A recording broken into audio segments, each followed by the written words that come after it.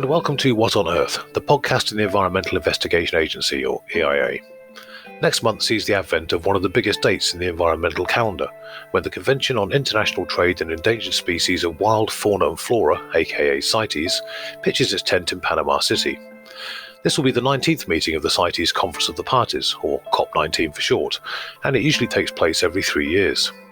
Now, EIA has a substantial history with the convention, from providing it with the crucial information which led to the 1989 global ban on ivory trade to engaging with its various meetings and bodies over the decades. But what exactly is CITES?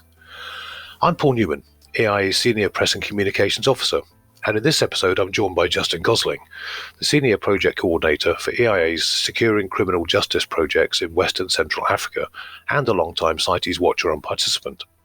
Today we're going to be talking about the convention, what it does, and perhaps just as importantly, what it doesn't do.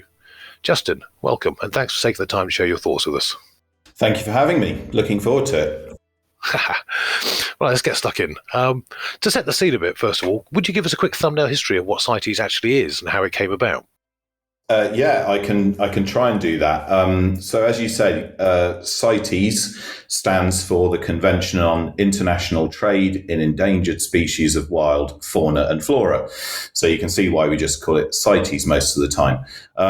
It's essentially an agreement between governments that they voluntarily adhere to.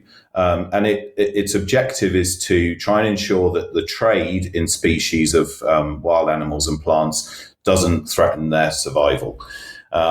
It's an old convention, relatively speaking. It was actually adopted in 1963, came into force in 1975, and it currently involves 184 parties, as they're known, which is countries and other states, but they're called parties in the convention. And essentially, the parties that sign up to the convention agree to regulate trade to try and ensure that it doesn't affect the survival of those species. And then every 3 years, there's something called the meeting of the Conference of the Parties. We call it a COP for short. And it lasts for 2 weeks and is hosted by one of the parties. And during that meeting, various decisions are made about potentially uplisting the protection of species, maybe downlisting, but also making sure that the convention continues to be implemented by the parties. So, at its heart, would it be fair to say that the convention is more about it's more of a trade agreement than it is a conservation agreement? Would that be a fair interpretation, or without wanting to get too controversial and too simplistic? I don't think that's controversial. Yeah, I mean, it really depends whose perspective you come from. But essentially, I'd say primarily it's a trade agreement. Of course, we trade commodities around the world as countries for various needs and uses, and the use of plants and animals is used in many things, from food to medicine to the pet industry. So it's a huge industry and a huge trade. And of course, if it's not regulated, there's a great danger that species will be affected and may even be driven to extinction unless there's some control. So I guess, yes, it comes from a trade perspective. But of course has wider reaching conservation, animal welfare, and of course impacts upon people as well. Excellent. So I get the impression from a lot of the comments I read on some of our social media platforms that a lot of people don't really have a very clear idea of what CITES is or does. For instance, we get quite a lot of comments like, why doesn't CITES go after these wildlife kingpins? Or why isn't CITES on the ground protecting endangered animals or kicking indoors? I guess the question here is, why doesn't it? Yeah, I think, I mean, I see those sort of responses and concerns as well. I think the first thing is to understand that CITES is not an entity. It's not a group of people sitting in a capital city somewhere making decisions about what can and can't be traded or what constitutes illegal wildlife trade or wildlife trafficking.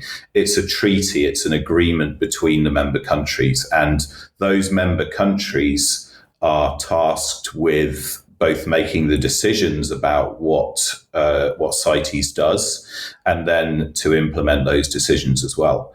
So CITES does have a secretariat which provides enforcement guidance and support.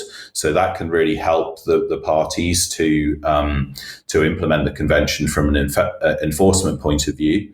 There's also a standing committee in CITES as well, which addresses enforcement matters. But CITES itself, I mean, there isn't an entity that can kind of march into countries, conduct its own investigations, or actually address the criminality behind wildlife trade. If, for example, the CITES Secretariat wants to go into a country to explore, for example, tiger farms, it has to get permission or an invitation from the party concerned and then be invited in there. So essentially, CITES is only effective as the national law enforcement and criminal justice response of every individual party. So it's really a matter of collective, cumulative decisions, isn't it? Rather than having, a head of operations who would direct a CITES police force to go and do things. It just doesn't have anything like that. It's more about reaching consensus and voting to decide what they're going to do. Absolutely, and the parties, you know, I don't think there's many parties at all that would accept some sort of autonomous body outside of their country making decisions and having enforcement powers. It certainly doesn't exist in any way anywhere in the world. So it's down to the effectiveness of each country to implement those decisions. So if CITES isn't of itself an enforcement body, what does it actually do to protect endangered species of animals and plants in terms of obviously the parties meet and they take their decisions and they have their votes? I mean, how does that turn into protection, if you like? So, I mean, the first thing is the process. I mean, it is a democratic process. So the countries will come in and they'll try to agree positions on various species and what actions to take to protect them. And they can be very specific. And if, for example, they can't make a decision, these things can go to a vote. Where there's actually quite a broad margin as to whether or not a decision is accepted or not. And I use the word decision with a small d because there's actually a mechanism called decisions. But anyway, and then if they decide to protect those species, then it trickles down to the countries to implement the CITES action that's been determined and to develop legislation and then conduct enforcement action. So the decisions that are made at the CITES COP then trickle down to tangible enforcement action on the ground by the parties. And there's over 1,000 species listed on Appendix 1, which is the most restricted part of CITES, which essentially means pretty much all international trade in those species is prohibited.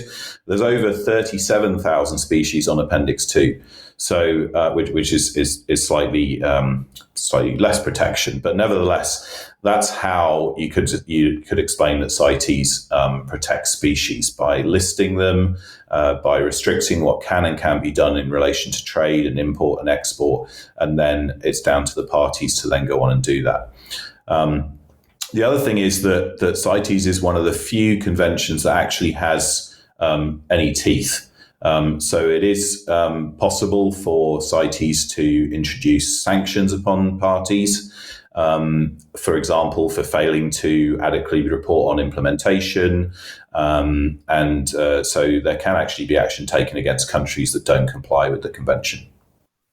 And how much, if you like, I say pressure is maybe not the right word, but how much pressure is there on countries to actually implement CITES decisions when say you've got a COP and the various parties vote and they decide zero tiger farming, for example? Not that that's actually happened, but if they will. Obviously, there are several countries that are automatically impacted by that, several in Southeast Asia, China, for example. What actually happens to make them aware of what their responsibilities are, and is there any kind of oversight to make sure that's done in good time? Yeah, so actually CITES is one of the few multinational agreements, certainly the only multinational environmental agreement that has teeth, as in it can take action against parties that don't comply. So there are trade suspensions on the table for parties that don't comply. It can be quite a slow process. It's a combination of carrot and stick against the parties. I'd say mostly the intention is to try and use the carrot to try and encourage parties to comply with the convention, as in to take action and make sure things are addressed properly, make sure there's reporting requirements are addressed. And there's now a mechanism where parties, particularly developing countries, can apply for assistance to enforce the convention, so funding. But at any one time, there can be several parties under trade suspensions. They might be complete trade suspensions, they might be partial in relation to specific species. So that can motivate the countries to bring in the right legislation or regulatory bodies to address corruption and fraud when there's, say, permitting issues involved. And it can really motivate them. And the thing is that parties don't want that reputation either. They don't want to be restricted in trade. They don't want to have the reputation. And other parties also look at them and say, oh, we don't want to be in that situation. There can also be pressure from the industry. So if there's an industry in relation to, for example, orchids or pet trade or something like that, they may also see that there's restrictions happening to their industry, and they can actually put pressure on governments themselves. Okay. So, Justin, you've been involved with CITES for some years now. What's your take on its overall effectiveness? I mean, that's a common question that comes up. I guess one consideration is that without it, things would be a lot worse. And when we see criticisms of CITES, which are often valid, the question is, what would you replace it with? What could take place instead, which would help to restrict trade, to ensure that trade can continue without harming species, to ensure that species are protected. So that's the challenge. So without it, I think we'd be a lot worse off. As I mentioned, there's lots of potential for sanctions on parties that don't comply. There's also a whole framework of activities that go on around CITES. So, for example, there's something that came in almost a decade ago now called the International Convention on Combating Wildlife Crime, which is made up of 5 intergovernmental organizations. And that can help to coordinate responses from governments. So, for example, they developed an indicator framework to try to assess how well countries are implementing their response to wildlife and forest crime. And EIA actually had an instrumental role in that. Back in 2006, there were discussions around implementation on resolutions on tigers and other Asian big cats. And the US government called for more meaningful reporting by CITES, and then EIA started looking at indicators of effective enforcement, which then became adopted and developed by the likes of the UN Office on Drugs and Crime and Interpol. So there's CITES itself, which helps to prevent trade from affecting species, but then there's all the sort of knock-on actions in relation to enforcement and protection that can happen as well. Superb. Now, as we learned a couple of years back when a new report came out, the planet is currently in the midst of a rather alarming biodiversity crisis, and some people have predicted it could actually accelerate into a new great extinction. Do you think CITES as a mechanism is still fit for purpose in these somewhat harrowing times? I think there's an argument that CITES has outgrown itself, or at least the challenge is growing way beyond what a single convention can do, or beyond the scope of the current capacity of CITES. One issue is that's coming up and has been documented in the coming meeting in Panama in November, is that the CITES Secretariat, which is a body that does a huge amount of coordination, has an increasing workload. There's issues with long-term funding, and that's knocking on to them saying that they may not have the capacity to open up, for example, reviews of processes like the National Ivory Action Plan process. They don't have the capacity to go out and conduct independent assessments, for example.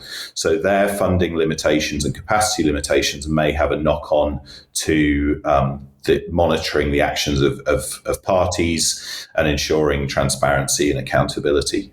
So I think the key thing is that the challenges are increasing, and that therefore I think demands more of greater national action by the parties. We need to see things happening faster, more robust resolutions under other conventions as well that complement CITES. So the UN Convention Against Transnational Organised Crime is relevant in this, since wildlife trafficking is a form of serious transnational organised crime, and also the Convention Against Corruption, bearing in mind the extent of corruption in this industry as well.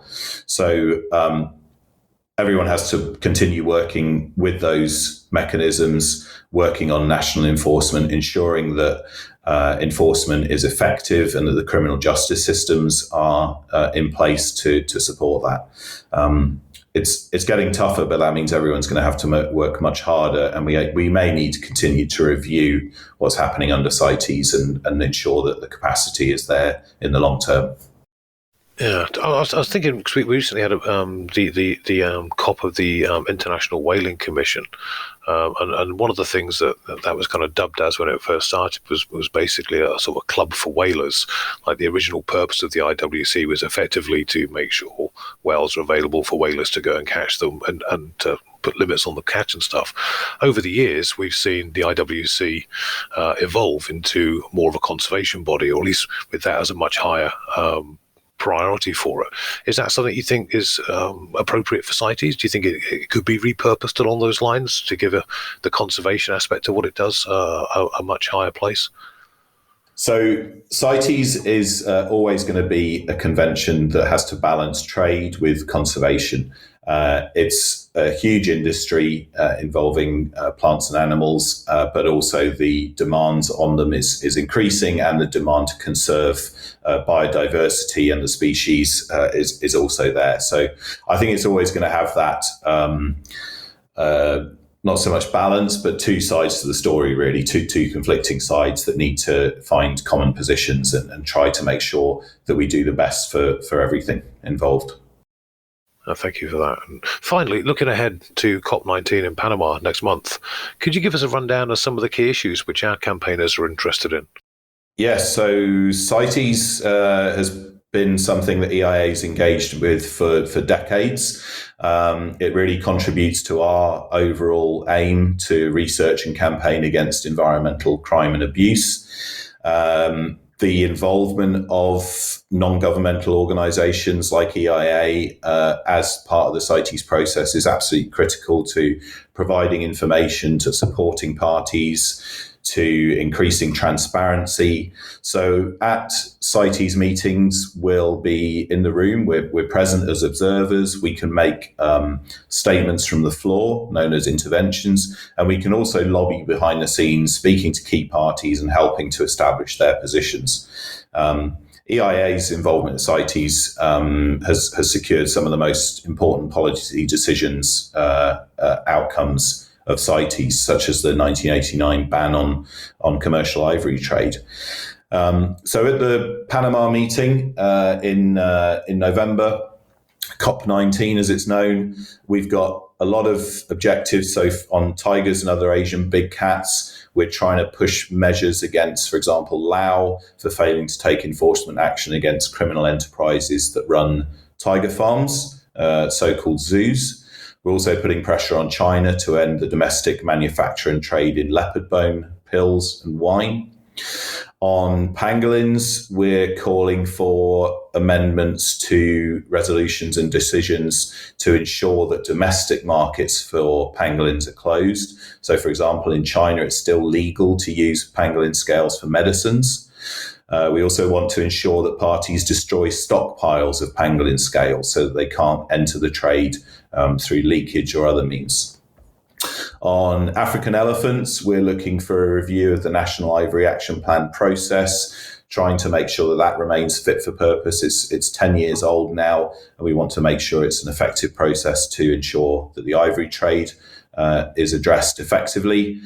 We'll also ensure that parties support but also scrutinise efforts by countries in West and Central Africa to enforce CITES. And we'll be holding a couple of side events, so events at lunchtimes and in the evenings, one on the National Ivory Action Plan process and another with Nigeria to look at what they're doing to enforce the convention. Well, I wish you and the rest of our colleagues all luck when you actually get there, and I'm hoping you'll be keeping us abreast of developments as they happen, and we can pass them along to people via our social media platforms and our website. So, Justin, thank you very much for joining us today. It's been a pleasure. Thank you for having me. If you've enjoyed listening to this podcast, please check this space for future episodes and check out our website at eia-international.org to find out more about our work.